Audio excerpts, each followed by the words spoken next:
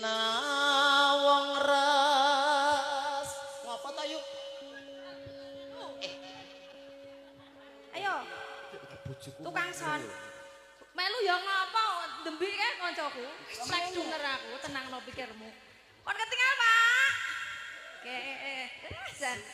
muncep bagus nggih Pak nggih nggih bojone ucek ya ayu lho Pak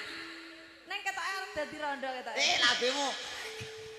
aja ngomong sing apik to yu ngomong ki donga kok ya sing apik abile leren no Mas gondelan dhewe gak menrek kon gondeli sudi menrek kon gondeli men Sina